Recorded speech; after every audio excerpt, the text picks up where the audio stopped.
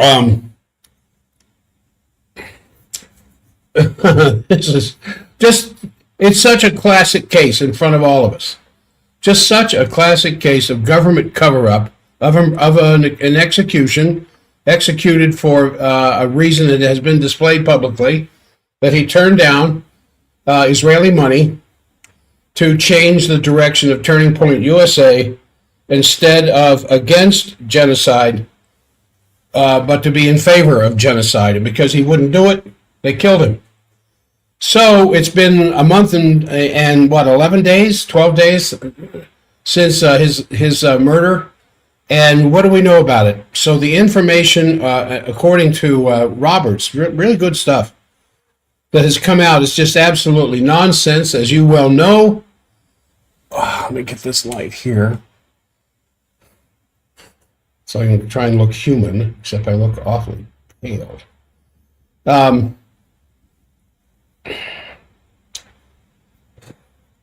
It's just absolute nonsense.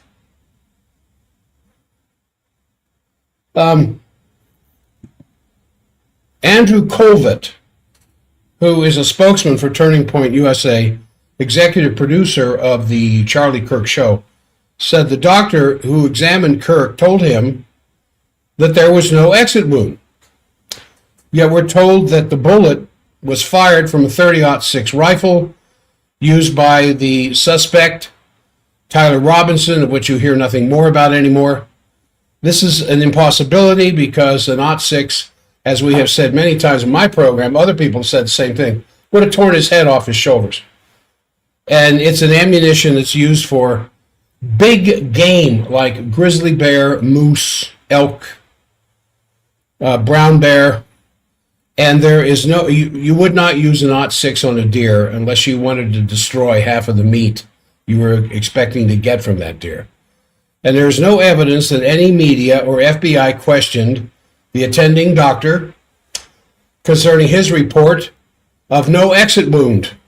No further discussion of that. And an internet search reports that no bullet has been found yet.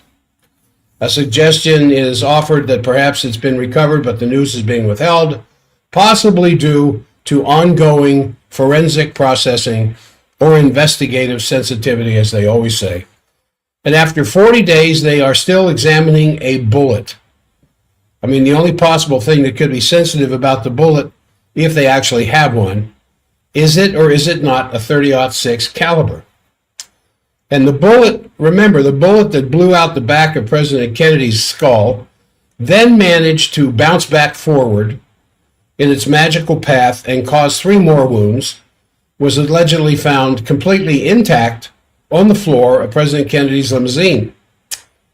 And it was a less powerful caliber than the alleged .06 that was supposedly used to execute Kirk. And the explanation handed to us, maybe I shouldn't say us. Robert says us. The insouciant among us,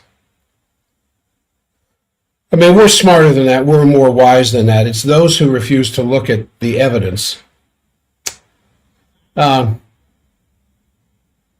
Is that Kirk was so strong, of course, that the bullet fragmented and simply doesn't exist. So what evidence in fact do they have on which to try the suspect, Tyler Robinson? Theories of this fragmented bullet from a likely planted rifle with no evidence that the bullet that killed Kirk was ever fired from that rifle. Anyone can put an empty case in the receiver of a rifle or fire into the air or ground and not eject the case. Anybody can do that. Another report said the doctor who attended to Kirk said that he found the bullet under Kirk's skin of his neck. This cannot be correct if the bullet was a .06. As far as available information goes, no one in the media or the FBI ever asked the doctor for the bullet or ever even inquired if they found one. But we're forgetting this stuff because most Americans can't remember anything past 2 weeks. And so among these astonishing investigatory failures, no one, not the FBI, not the media, has tracked down and questioned the clearly indicated man in brown, whose movements and behavior suggest he might have been the murderer, and who, according to an available video, assuming it is not an AI creation, supervised the loading of Kirk's body into a private vehicle and took off with it. Now, the media customarily dismisses any departure from the official narrative as a conspiracy theory and simply ignores it. Therefore, those who intend to deceive us so far have had a free hand and probably will continue to have a free hand and will probably continue to get away with this. Now, Kash Patel, on whom so many Americans, including myself, rested our hopes for a return of a truthful and honest FBI, owes some explanations, and he owes them now. He needs to tell us whether or not they have the bullet, and if not, why not. He needs to tell us if there's an exit wound. If not, why not? He needs to tell us who the man in brown is and whether he's been questioned and whether the video evidence of him directing Kirk's body into a private vehicle and driving off is valid. He needs to tell us how Tyler Robinson hid the murder weapon in a nearby woods when he had jumped off down from the roof with no rifle in his possession. That needs to be explained. So many have concluded that the man in brown was an Israeli agent who killed Kirk because Kirk had begun leading the rising American generation to question rather than to worship Israel. In the absence of a professional investigation and objective reporting of this execution supports the belief that the Trump regime is covering up Israel's murder of Charlie Kirk.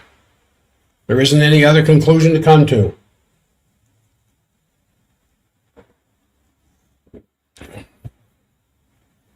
The one country that owns the United States more than any other country has regularly been able to prove that allegation by the fact that what happens here in this country is an extension of the foreign policy of Israel. And because of the tremendous influence that Charlie Kirk had through his Turning Point USA on campuses across the nation. And I've been watching the news the last 2 mornings, looking for different things that give me some hope. No mention of this at all in the last 2 days. No mention of Turning Point, no mention of the tremendous amount of people across the country, even up at the University of Utah. I saw a clip last week. I don't know about BYU.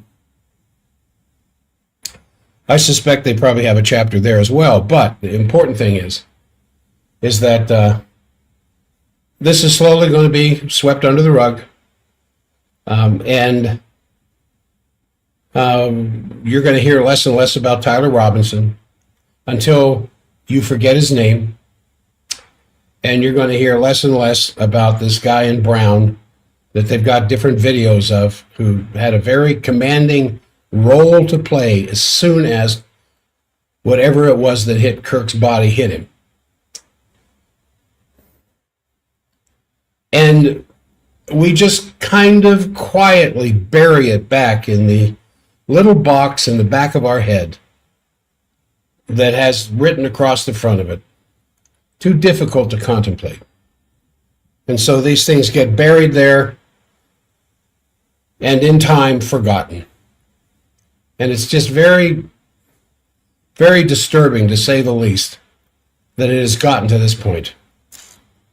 But isn't this what we expected?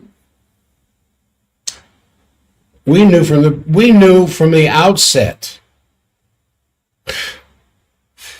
when there was no report of the physicians at the hospital, when there was no blood, there should have been blood all over the place. When they took down the cameras immediately after the event, and no policemen there, just these so-called security people, making sure the security of the area was maintained until they were able to get all the evidence out of the way.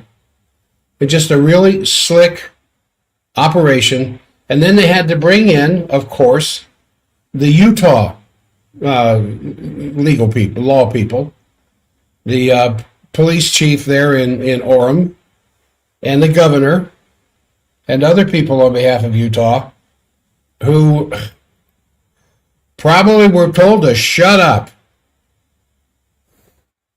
And don't worry about it. We'll handle this.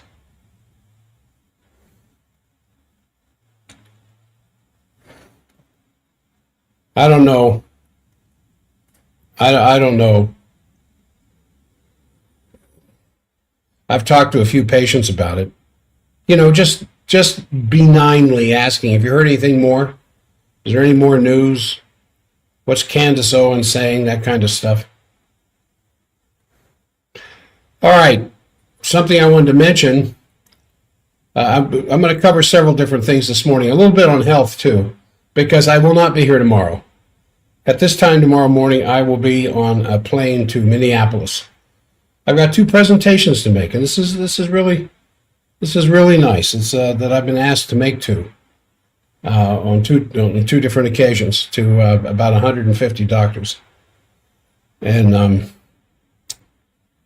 one of them specifically on the influence that the misalignment of the C1 vertebra has upon her heart dysfunction.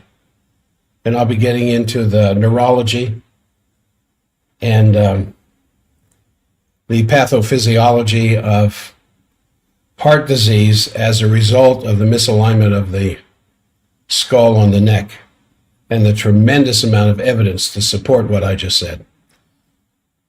But I'll be back next Monday.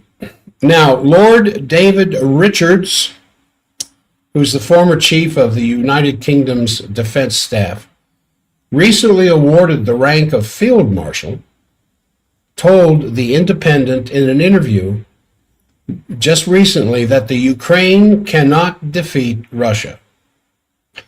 Even with the right resources, the interviewer asked. No, they simply haven't got the manpower, Richards replied. It doesn't matter how much, now this is me, I'm quoting here from The Independent.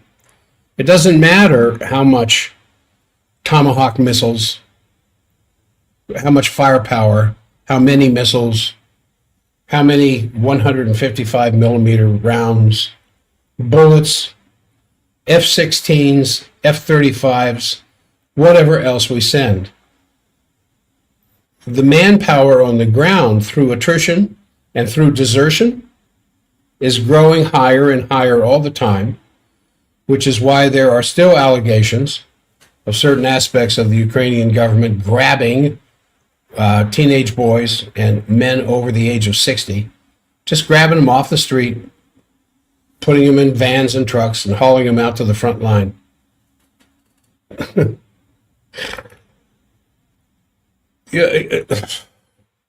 The absolute insanity of this, as well as the Charlie Kirk execution, is so in your face that, yeah, we want to throw that stuff in that box in the back of our head. Too difficult to consider. Now, Richards is not optimistic about Ukraine's outlook. He said this: unless we were to go in with them, which we won't do, because Ukraine is not an existential issue for us. Well, it's certainly not an existential issue for the United States.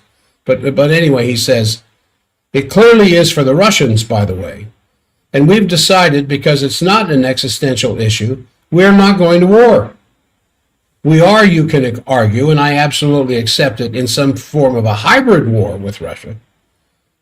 But that's not the same as a shooting war in which our soldiers are dying in large numbers. Despite our attraction for all they've achieved and our genuine affections for so many Ukrainians, I'm still just in this school that says it is not in our vital national interest. My instinct is that the best Ukraine can do, and you already see President Zelensky, who's an inspirational leader, the best they can do is sort of score a draw. Yeah, well, try telling that to Zelensky. Why? Well, there is the report on the morning of the 20th that Zelensky, and this is after his meeting with Trump, The Zelensky told the reporters that the Kyiv regime is working on contracts for the supply of 25 Patriot air defense systems to be paid for by frozen Russian assets. He said this, in coordination with the relevant U.S. services, we have held talks with defense companies regarding air defense and are preparing a contract for 25 Patriot systems. A team came to the United States. Prime Minister Yulia Servidenko, head of the office, Andrei Yermak, Secretary of National Security, and Defense Counsel Rustem Umerov. They prepared these meetings of ours. Then my meetings with them took place, and then my meetings at the White House, and before that there were phone calls with President Trump. Now, the problem, Zelensky said, is that there's this long queue of customers ahead of the Ukraine. But he claimed that it can be solved if a political decision is one to do so.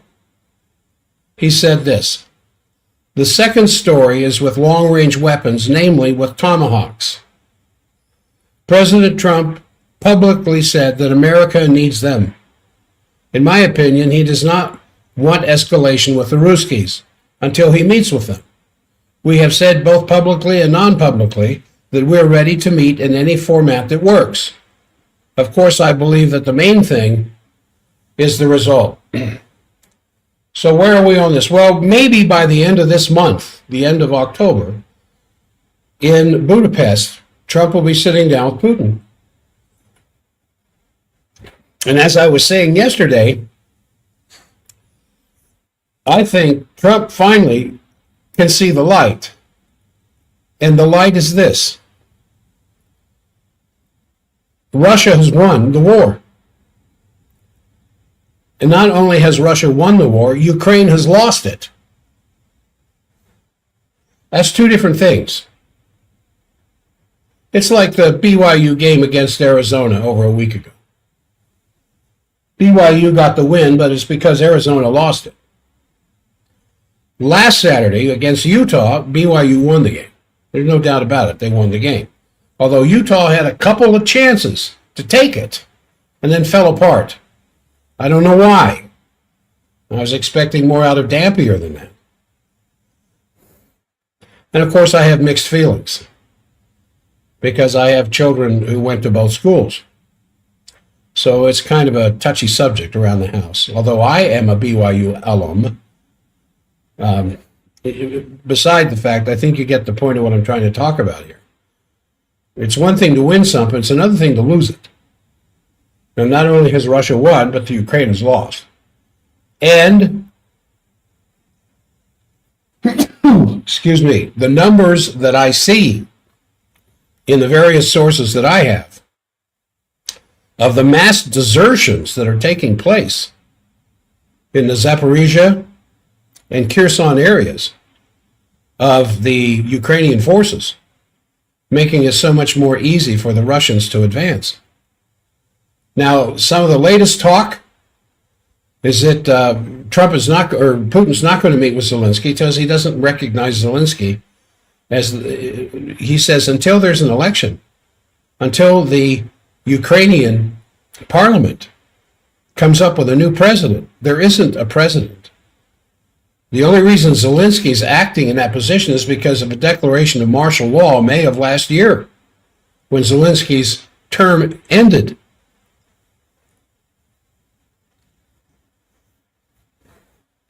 So, where does this leave us? Well, it leaves us in a position where I think when Trump and Putin meet here before the end of the month, hopefully, Trump's going to finally come back and say, okay, it's all over. It's all over. We are Putin, and I don't know how authoritative that is, but apparently Putin has agreed to let go of the rest of Zaporizhia and Kherson in return for the Donetsk. And the reason why is that almost 100% of the residents of the Donetsk are Russian-speaking people of Russian heritage. The western part of the Ukraine, made up of sections from several different countries, not the least of which was Poland, aren't necessarily of Russian descent. But the eastern part of the Ukraine is.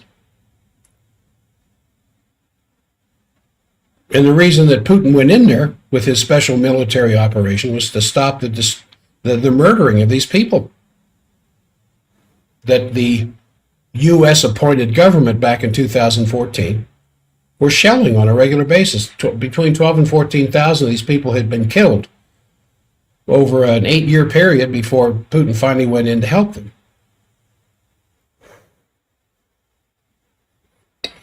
And now the talk on the street is Putin is ready to go in and go to Kyiv if he has to bring this thing to an end. But he needs the compliance of the Ukrainian government that he does recognize as legal, just not Zelensky. And he refuses to meet with Zelensky. So I think the big shouting match that took place in the Oval Office and the expletives that came out of the mouths of both Zelensky and the president shows where the president stands now. And I think the U.S. support of the Ukraine situation is pretty well over with. And so when someone who has as high a position as Lord David Richards, former chief of the UK defense system or staff, comes out and says, even with the right resources, Ukraine can't possibly win because they don't have the manpower anymore. Which was why, from the very beginning, some of the popular pundits out there that were making their comments, along with my gut feel that I had to say over 2 years ago, there's no way in the world the Ukraine can possibly win this without fighting forces from other countries because they don't have the manpower going up against a 180 million population of Russia. So I'm kind of beating a dead horse here because I think this is pretty well over with. I think certainly by Christmas it'll become, well, I mean, the ground's already freezing. The ground's starting to freeze, and as you come out of the muddy situation of the spring and the fall, rainy seasons, makes movement impossible. And now that the ground is beginning to freeze, the Russians certainly can begin to move forward again. You know, and that's another thing. You just kind of want to throw in that box in the back of your head. Now, of course, I'm speaking of myself. There are things in my life that are too painful and difficult to deal with on a regular basis. So I just throw them in that box. And then during the night, some of those things find a way of climbing out of that box and end up on the inside of my eyelids. So as I start to wake up, either having to go to the bathroom or it's time to get up in the morning, those things are ever present in front of me, and I have to sit there and deal with it. I deal with family stuff. I deal with business stuff. I deal with stuff. But I am absolutely committed to the proposition that the degree of happiness that I live in my life is completely up to me and the decisions that I make. And though there are some decisions that I made earlier in my life, I would more than happily reverse 180 degrees. I am what I am now, and I'm who I am. And as I go forward from here, taking care of people, taking care of spines, taking care of people suffering in my clinic, with the help of everybody involved, I still have astonishing results, just absolutely astonishing results, especially these younger children that we've been taking care of with seizures, migraines, for Pete's sake, a child with migraines, birth injuries that are now being reversed. It just, you know, and it's kind of amazing that adults will come in for this care, and when they're very satisfied, very happy with the results that we offer, they never think about their kids. Under the age of 13, they're considerably less expensive to take care of. Not because they're easier to take care of. Some children's spines are a mess. Very difficult to take care of, especially those that started playing soccer when they were 3 years old. Anyway, despite the tragic stuff that I end up talking about here on my show, I still see a lot of hope. And one of the areas of hope, one of the really big areas of hope, is all this discussion that's showing up now about what they're calling now the Trump-Putin tunnel. And even Musk is getting involved.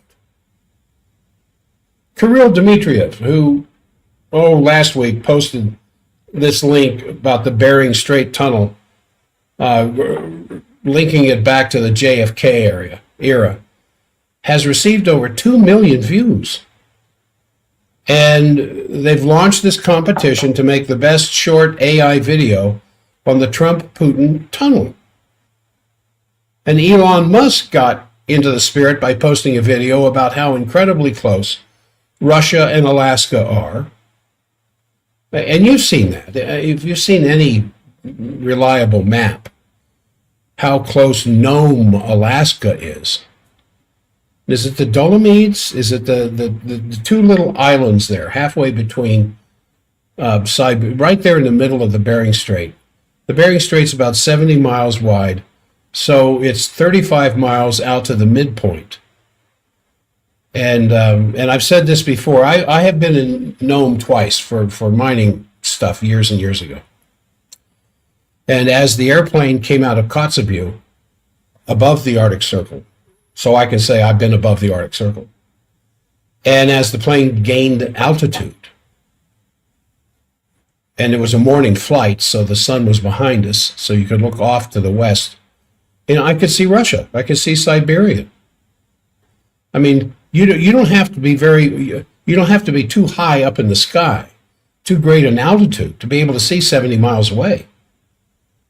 And as we reached altitude, I mean, it's only a 30-minute flight, and that's at a rather slow airspeed.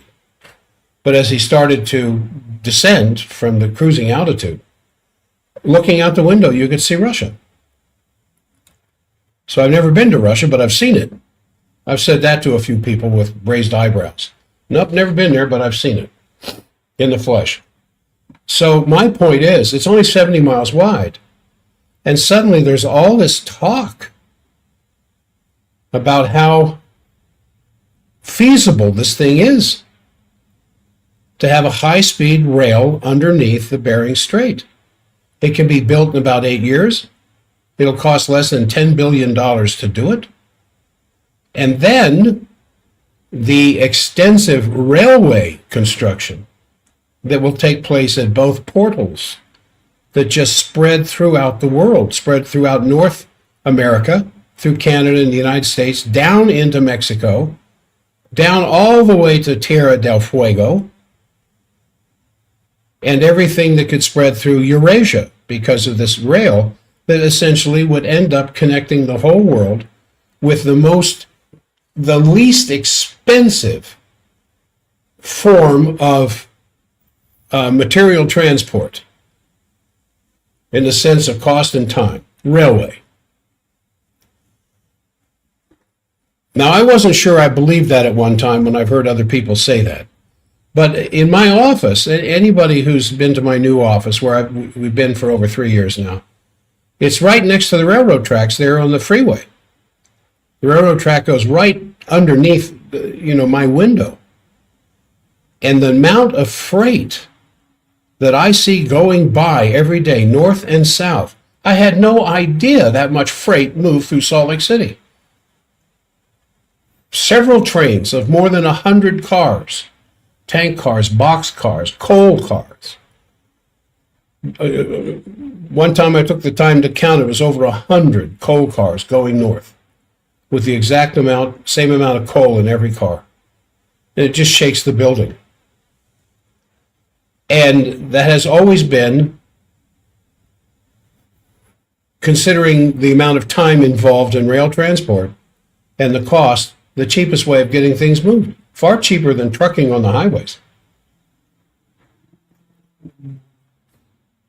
Anyway, I just wanted to say all that because it's surprising to me as I see all these little clips from various sources that I deal with, the amount of interest that's been generated on this subject over the planet. See, I think I had here in my notes one other thing. This is in the EIR.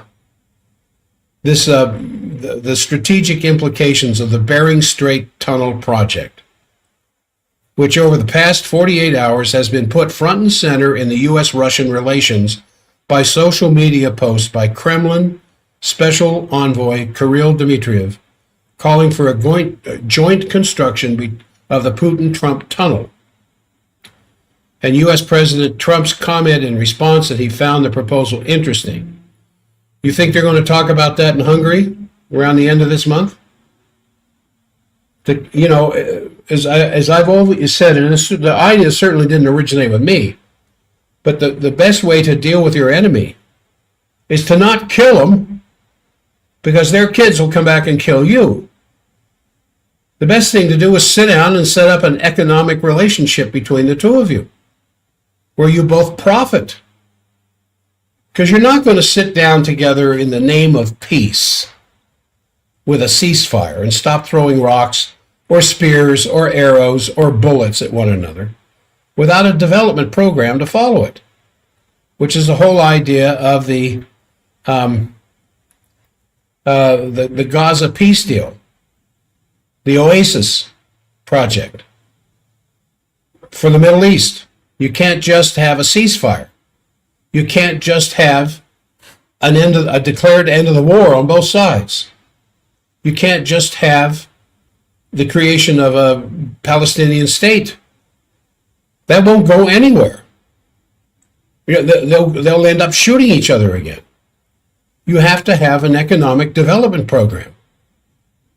The Marshall Plan that took place in Europe after World War II to help these countries get back on their feet and get productive, which was very successful. So anyway, the Schiller Institute is referring to it as the Bering Strait Tunnel project. They're calling it the perfect war avoidance policy. Helga said this: when you were meeting in Alaska on August 15th, you could agree to build a corridor across the Bering Strait, and with that rail and tunnel project, unite the rail systems of Eurasia with those of other Americas. This project would open up for development the vast untapped resources of Siberia, as well as the U.S. Arctic resources of oil, gas, precious metals of all kinds, as well as fresh water. It could become the perfect war avoidance program and greatly enhance the prosperity of the world. The Bering Strait Tunnel project has been studied and promoted over decades by leading scientific and political figures in the United States, Russia, and China. But the strategic potential of this initiative extends even beyond, of course, the Trump-Putin summit, because Trump will probably also meet with Xi Jinping in the same time period that he's meeting with Putin. It says China has been an avid proponent of the Bering Strait Tunnel project for decades and would benefit from it directly. It would make perfect sense to shift U.S.-China relations off the dead end of tariff warfare and onto the pathway of cooperating in such a project. It's little things like this that give me some hope. Now, the 21st Century Science and Technology, an inspiring report of the 2007 Moscow Conference on the Bering Strait Tunnel, with a history of the project and presentations, is available in the spring-summer 2007 issue of 21st Century Science and Technology. They were talking about it back then. No, this has some real potential, and I don't know in detail, but I know some of the discussion of the Alaska summit was economic development deals between Russia and the United States.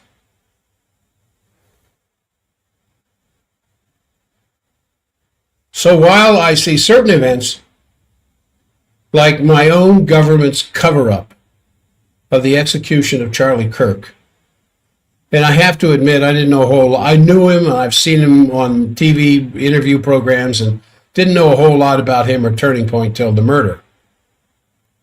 But when I see my own government's cover-up of this, it breaks my heart that my government could be complicit in his execution. But on the other hand, when I see the growing opportunities for joint economic programs of massive scale that could better the lives of both sides of the argument rather than bombs. And so it comes down to those few who seem to have control of the strings of governmental dynamic and direction in the various countries of this planet that are just extensions of the old British Empire, that want to colonialize everything once again because they see their world coming to an end, their control of this planet coming to an end. Colonialization is over with, and they yearn to breathe free from the shackles of economic prison that they've operated under since the 1600s. That's why you see a massive movement toward BRICS, the global South, the global majority, leaving the Western finance world. What does that mean for us? Well, look at gold and silver. That'll tell you what it means for the dollar. Just look at gold and silver. I don't know what the latest is. All right, a couple of other things I wanted to get into.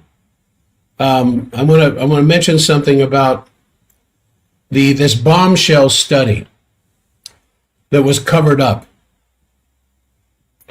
That this stuff that's coming out now, because those who kept these kinds of reports buried are no longer in control. The study that was covered up that was confirming that unvaccinated children are healthier than vaccinated children. And then I want to say something about COVID, because that's just... The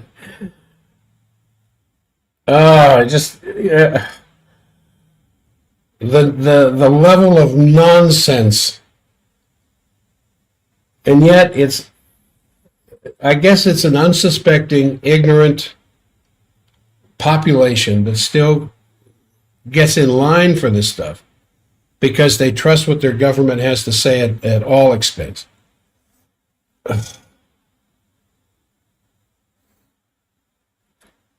Anyway, there was this explosive U.S.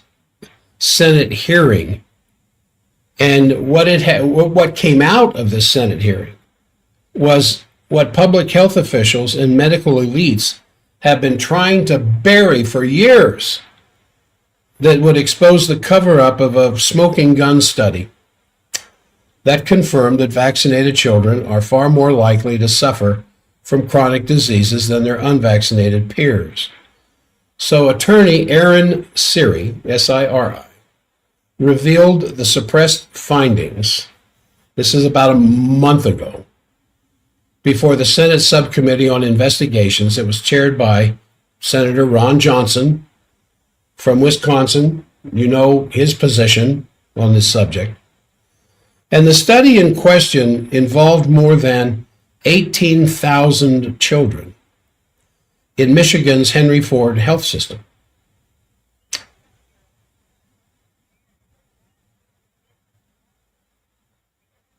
I'm hearing something at K-Talk.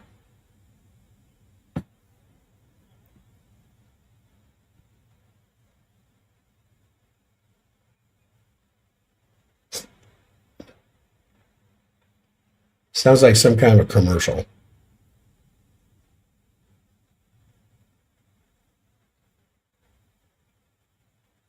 I think the thing that would make the biggest difference in actually producing a professional podcast would be to do it from K-Talk. But it's just so convenient to do this from home.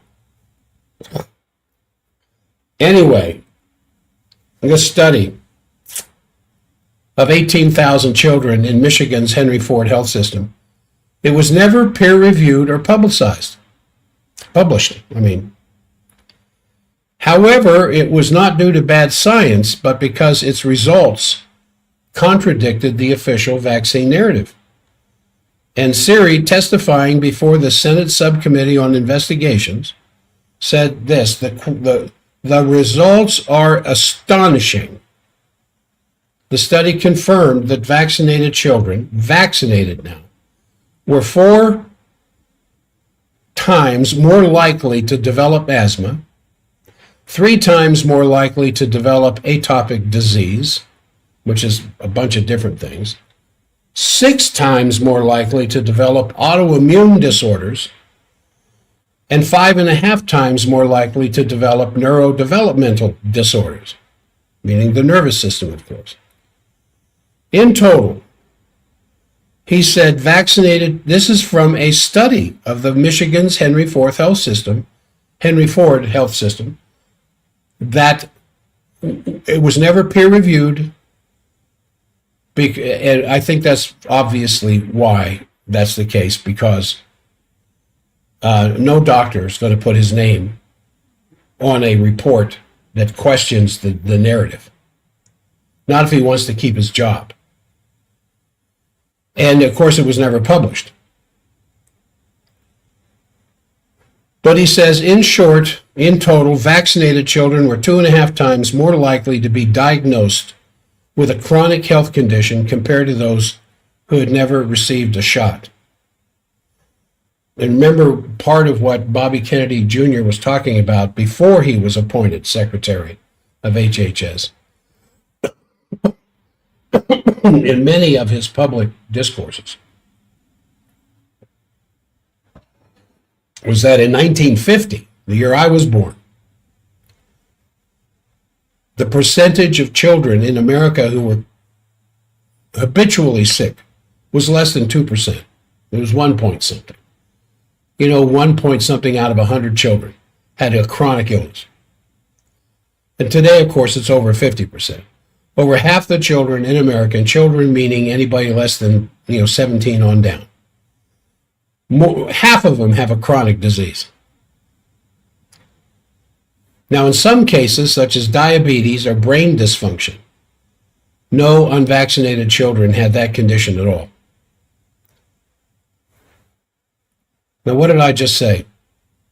18,000 children in that healthcare system were examined, their records examined, and what they found is that some cases like diabetes and or brain dysfunction, autism, he didn't say autism,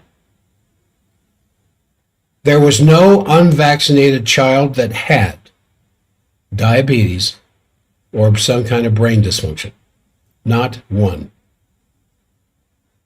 Yet the researchers, longtime vaccine advocates, of course, refused to publish those findings, fearing for their careers. Now, I can understand that.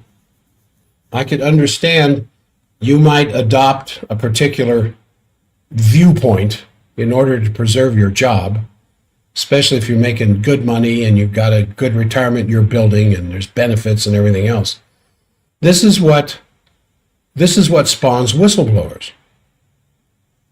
People who don't want to go up on the cross and die for the truth. So they leak information that could cause or lead to further investigation. But when the very top level of the administrative process that's controlling that information controls it to the point where the truth will not be revealed, whistleblowers can only do so much before, they're dismissed as conspiratorialists. So it caught my attention that vaccinated children were 2.5 times more likely to be diagnosed with chronic health conditions. than those who never did. But when they said, not one case of diabetes, not one case of neurodevelopment disorder existed among the unvaccinated. So when you hear stories about the reason why there's so much more autism, because we're looking for it, you know how much BS there is behind that one. Because there wasn't any. And if there was as much as you're seeing today among the kids when we were kids who are now adults like we are, you would see autistic adults all over the place. Now, don't look in Congress because that doesn't count. But outside of people who run for political office, where are all of the brain affected people? You're not going to find them because that didn't exist when we were kids. I've often told the story of Butch. I'll be very brief. I've told the story of Butch, who was in my 5th grade class at Piney Point Elementary down in St. Mary's County, Maryland. And gosh, I loved my life down there. We lived on the beach. The water was right there in front of the house. The woods, the swamps, the Mark Twain environment that I grew up in. Just loved everything there. But I remember poor Butch because he missed a lot of school. He missed a lot of school because he had very severe asthma. And I remember when at the end of the 5th year term that came around, May or the first week of June, where we would go to the 6th grade that fall, and the report cards were passed out. We're all scared to death whether we passed or not. I remember I got in trouble in the 5th grade. I got in trouble more than once. I look back at it now and how did I ever make it through that? But I was scared to death opening up my report card. And there it was, passed to the 6th grade. Everybody in the classroom passed except Butch. Butch got held back and had to repeat the 5th grade because he missed so much school. You don't see that today. You get passed anyway. We didn't have packets back then. We didn't have alternative forms of learning back then. Although they existed, we just never thought of using homeschool, or at least not in the world in which I grew up. And so when I find out, and I read in this report out of 18,000 children, was that just something unique to Michigan? Or is this repeated in other parts of the country where no vaccinated child showed up with diabetes or brain dysfunction? Now, according to the Henry Ford Health leadership that was pressured, into silence here, they said, had the findings shown vaccinated children were healthier, this study would have been published years ago. Instead, it was buried. Now, I know in my own 8 children,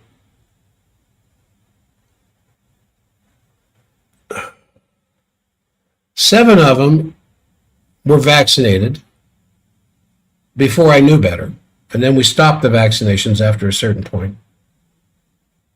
But I know of 3, maybe 4 of my 7 children from my first marriage, 4 of my 7, who have developmental disorders in their bodies. And I know it's because of the vaccinations. My last one, Rourke, from my second marriage, stands at 6'5", about 235 pounds. Healthy as a horse, they say. Never gets sick. And is running his own online business now in Manhattan, and very successful along with his wife, who is a vaccine advocate. He, of course, isn't. But from the last word I heard out of them, they don't plan on having children, which is fine with me. That's their business. So it may never be an issue. But I've seen in my own children the same thing they saw in his health system. So he said he continued by noting the fierce resistance from Democrats and entrenched health bureaucrats. Witness Dr. Toby Rogers, PhD, further testified that every government-funded autism study conveniently excludes a truly unvaccinated control group. Now, I've discussed this enough times, you could probably tell me word for word what I'm about to tell you. When you do a study, you have to have a control group. You know, you're going to, let's say you want to study the health of McDonald's hamburgers over a 30-day period. Well, you've got to have a control group that doesn't even smell a McDonald's hamburger, let alone eat one, to compare the results against a group that does eat McDonald's hamburgers. So suppose your study group is going to eat 3 Big Macs a day, but your control group, as I said, isn't even going to be in the parking lot of a McDonald's. Then you compare what you're looking for: blood results, triglycerides, fasting glucose, inflammatory markers, whatever else that would be in the blood work that you're comparing the two. Well, in the vaccinated studies, there was never a unvaccinated group. There was never really an unvaccinated control group, because they consider that unethical. What an argument. They consider it unethical to have a group of kids that don't get vaccinated to compare their health outcome with a group that is being vaccinated with a particular vaccine that you're testing. Well, we can't do that. It's unethical. So 6 studies did include such a control group when they were looking for autism risk. And when they looked at the results, the neurodevelopmental results, the results were systematically ignored, according to Siri testifying in Congress. So parents have long reported sudden regression in their children immediately following well baby vaccine appointments. However, it's a reality that the CDC continues to dismiss. So Rogers cited a 2018 study showing that up to 88% of autism cases involved sudden regression. Out of every 100 children diagnosed with autism, in discussions with the parents, said there was a moment of sudden regression. Now, let me give you an example. You got 2 people who work together side by side in an office. And one of them has been complaining of nausea following their morning coffee or something like that over a several month period. So that everybody in the office knows he's going to complain of nausea because there he is drinking his 4th cup of coffee. And then you got someone at a desk next to them that suddenly, halfway through the morning, grabs their stomach, gasps in pain, falls forward, turns white in the sense of being extremely pale. And what's the difference between the two? One of them was a sudden onset. And the parents of autistic children, 88 out of 100 of them in the study, said there was a moment when we knew something was wrong. It wasn't some gradual nausea, malaise, achy, not caring about what's going on, getting a little less conversant, daydream, nothing like that. Bam! Which suggests what? Toxic exposure to some kind of a chemical or some noxious influence that wasn't there prior to this onset of these symptoms. So these revelations came just days after Kennedy clashed with senators over vaccine safety, and they continue to lie about Kennedy. And Kennedy is warning that it's the environmental toxins, not just vaccines, that are fueling this epidemic of chronic disease in children. The food additives, the dyes, the tremendous amounts of sugar, and all the pesticides and everything else that's in the food of non-organic foods these children eat. So Kennedy said this: epidemics are not caused by genes. Genes just don't change that fast. Something we are doing to our children is doing this. So the Senate hearing underscored exactly what Kennedy and others have been saying for years. Vaccines need to be treated like any other consumer product, not some untouchable sacred object that's shielded away from public scrutiny. This is not science, Siri concluded in his presentation to this committee. He says this is religious dogma dressed up as policy, and our children are the ones who are paying the price. So with all the hoopla in the school districts of getting your children, the Granite School District still requiring vaccines, and parents' objection to it isn't enough. You have to go get a doctor's release. It's just kind of how the tentacles of Dark Age ignorance, Dark Ages policies, Dark Ages control from above down over the populace is still here every bit as much as it was in 1200 AD. And as Kennedy said, I'm not anti-vax. I just want safety studies. Show me this vaccine is safe to be injected into a child. What's wrong with that?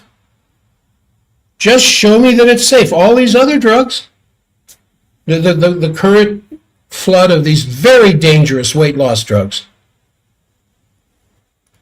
tirzepatide, semaglutide, and the third one that's still being tested, about to be released, supposed to be better than the other two put together.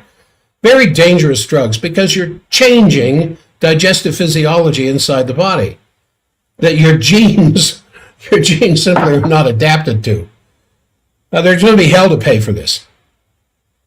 Maybe a few years from now, but there's going to be hell to pay. Although the class action suits have already started. If you've used semaglutide or tirzepatide and you've had some dangerous side effects, the class action suits are already underway. Go Google it, join in, see if you can get some money back for your failed digestive system. All right, you know how I feel about that.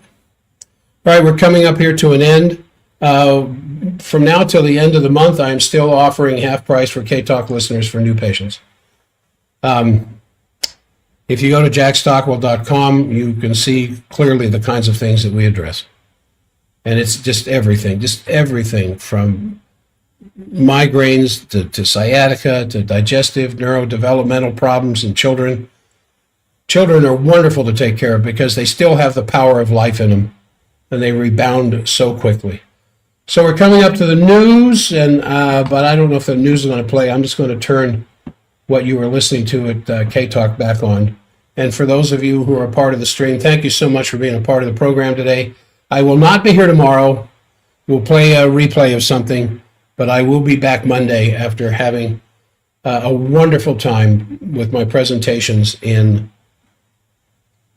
Minneapolis. So until then, I will bid you a fond adieu. Keep your study going, keep your research going, and keep